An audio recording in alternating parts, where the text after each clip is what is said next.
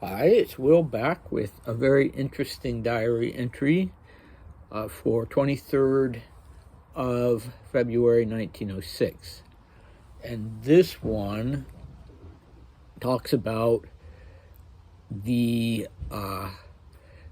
Grand Duke Georgy Mikhailovich family, he and his wife and his two daughters. And that is special to me because I knew his grandson, or their grandson, George and Minnie's, and he was one of my closest friends, and he was a mentor to me for many years. And he wrote these two books that are treasured volumes in my library. One is Crowns and Trench Coats, and that's David's memoir.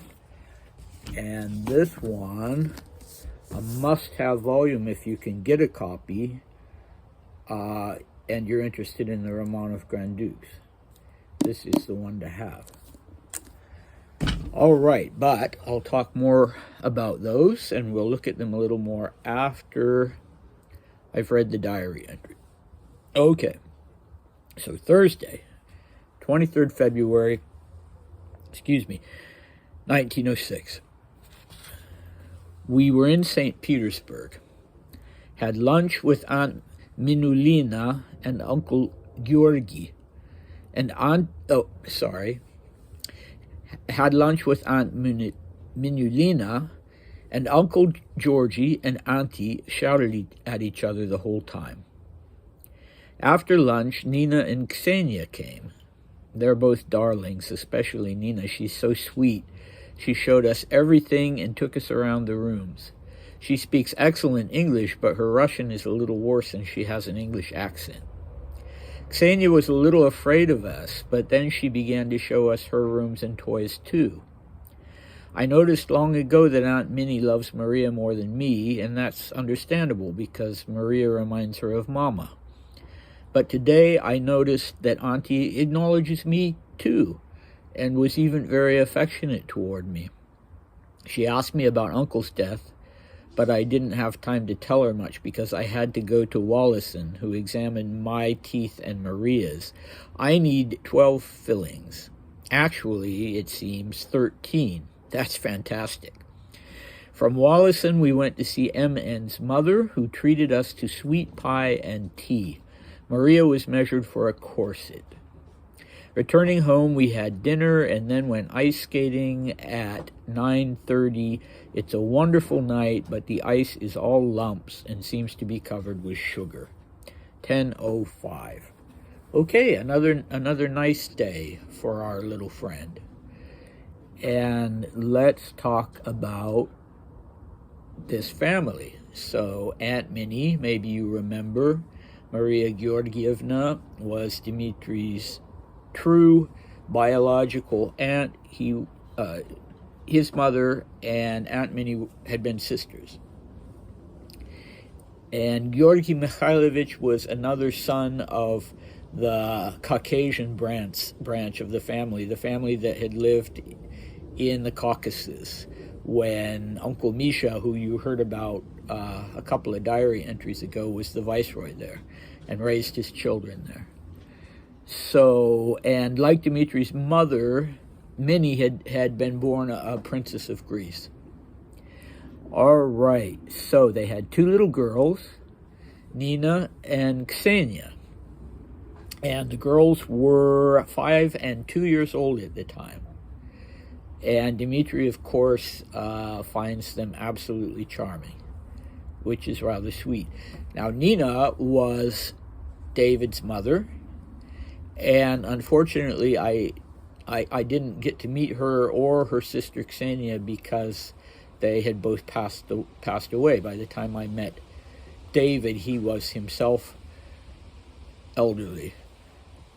And unfortunately, he and his wife Zhenya are both gone, and they were like surrogate parents to me. They were so kind and so welcoming, and I used to go and visit them in their wonderful house in Washington, D.C., and I miss them terribly.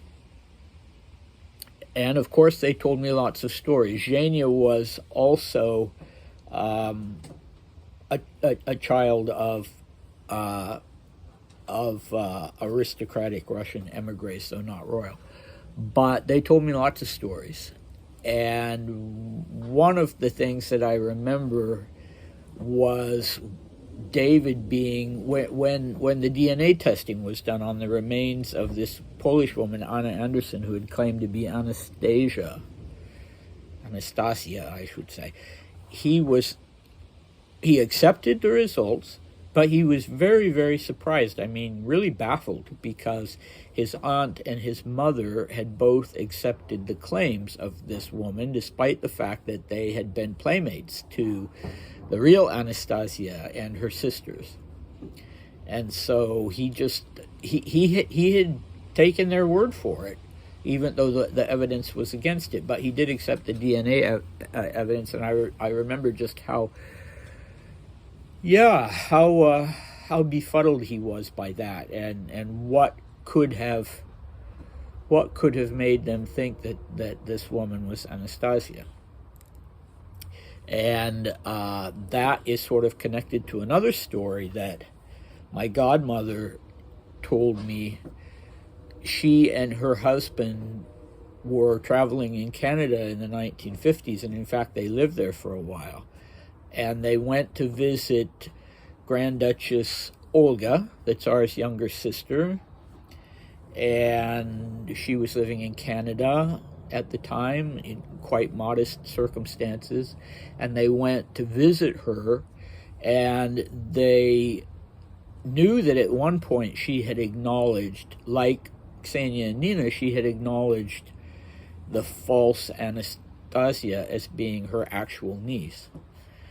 And so Philip and Sonia had this opportunity that David didn't have to ask her why she thought that this obvious imposter was her niece. And apparently Olga said to them, well, I just felt so sorry for her. I just felt so sorry for that woman. So she had known perfectly well that it wasn't her niece, but she had gone ahead and said that it was. And, you know, for the big picture, that wasn't particularly helpful, but it was, you know, it was kind of her, I guess. And, you know, I wish David had, I didn't have this section of the diaries, but I wish David had been able to read this. And yeah, it would have been a little sad for him, because he also told me how his grandmother and grandfather's marriage had fallen apart starting around this time, that they had just not been happy with each other. I think George was all right with the situation, but apparently Minnie was not. And she just, she just wasn't happy. I mean, I can't comment on that. I don't know what life was like with him or with her. And eventually she ended up taking the girls and moving to England under the pretext that it would be better for Ksenia's health at that time. But it was just a pretext, and they were there when the First World War broke out. They'd already been there for a few years, I think. And then George, the sun rose and set on his daughters as far as he was concerned. They were the center of his existence, and so he was writing letters to both of them all through the war. In fact, beginning in 1912, when they first went to England, and then all through the war, and then after the revolution, when he was arrested by the Bolsheviks and imprisoned for, I think it was about a year overall, he was still writing letters, and he found people who could get those letters out for him. And I think Nina was about 16 at the time, so she wasn't a small child, and he's fairly frank with her, and asks, uses her to pass on some messages to his wife. And one of the things he did while he was in prison was to sketch his little cell. Very good sketches, I should say. And he sent those to her. And David and I went through all of those all of those letters together. And David spoke great Russian, really nice. He had Russian friends who told him that he spoke theatrical Russian because it was old-fashioned and it was so sort of carefully constructed that it could have been something that a person would speak on the stage. But he couldn't read George's handwriting in these letters, and I can tell you it was a real challenge for me too. It took quite a while for me to crack that code, but then, yeah, he and I went over them together, and it was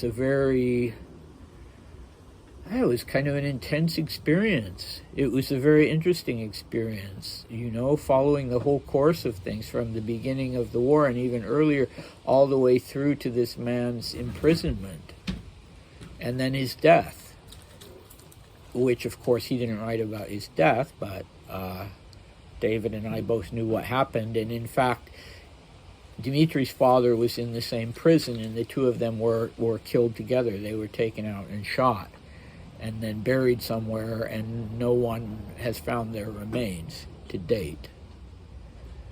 But anyway, I did want to point out that this confirmed to me what David had told me about the relationship between his grandfather and grandmother, that even in front of Dmitri and Maria, they were screaming at each other.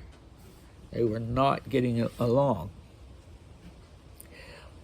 So that's sad, but I think David would have so much loved to hear how Dmitri was charmed by the two little girls and how they showed him and Maria around and showed them their toys and that sort of thing. It is a very sweet scene.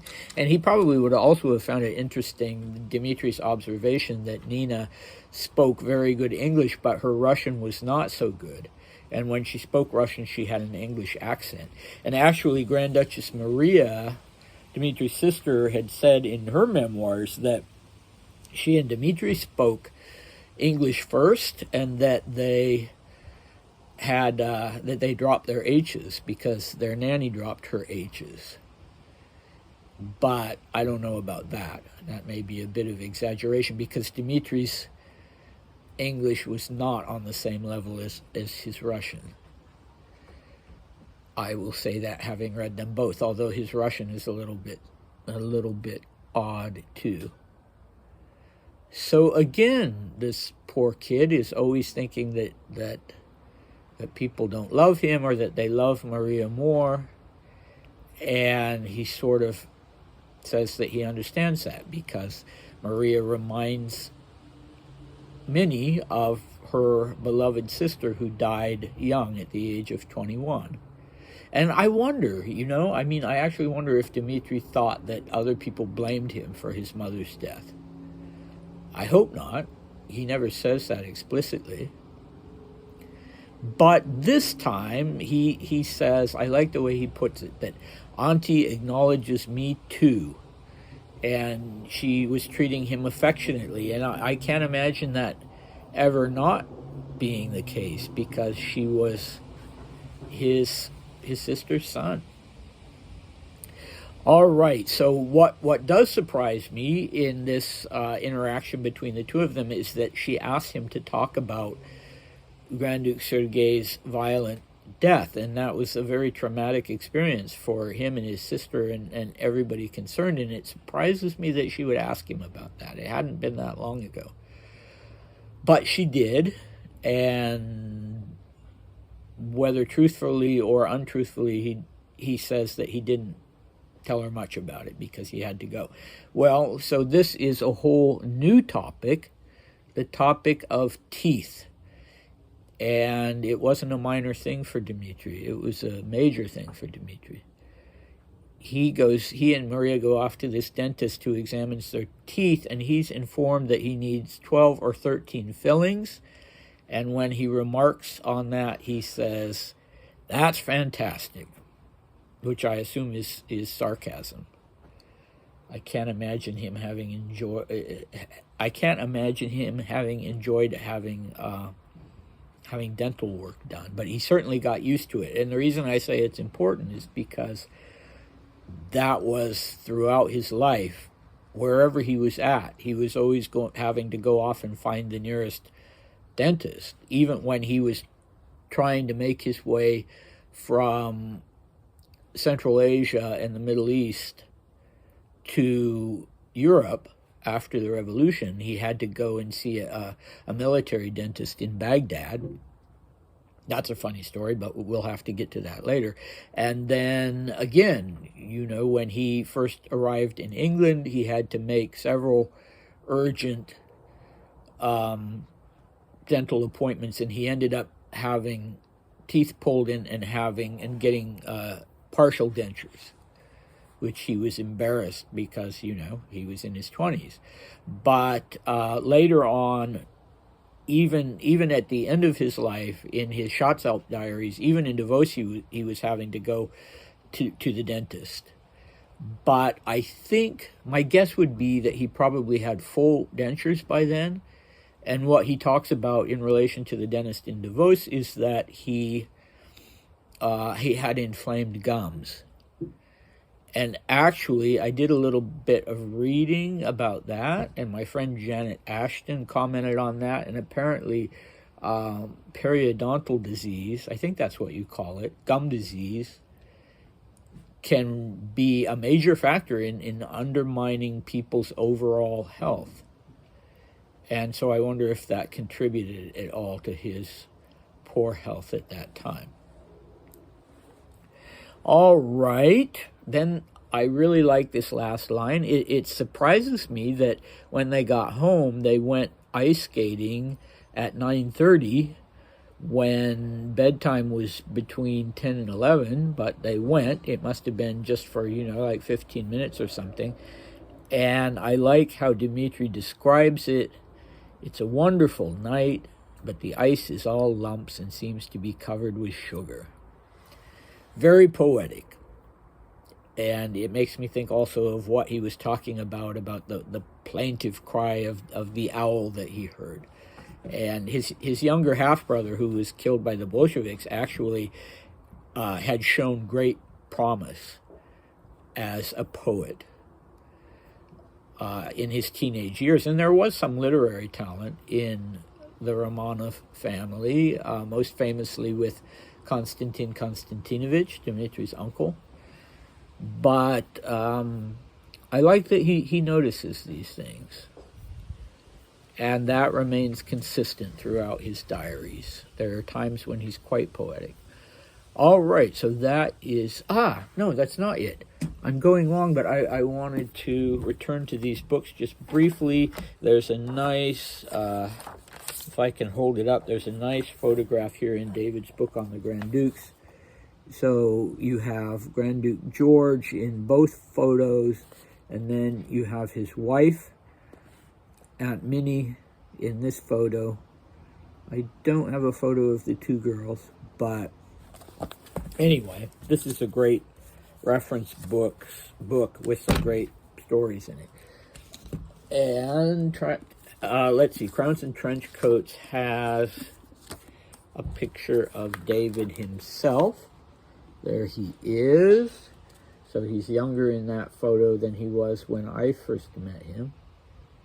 But interesting, charming, kind-hearted guy. And these are both, unfortunately, very hard to come by. They weren't self-published. It's a publisher called Atlantic International that also published a volume of the letters that Nicholas and Alexandra wrote to each other. But the publishing company eventually folded. The books are out of print and, probably pricey. But I still recommend them. I'm rambling now, so I will say goodbye until tomorrow.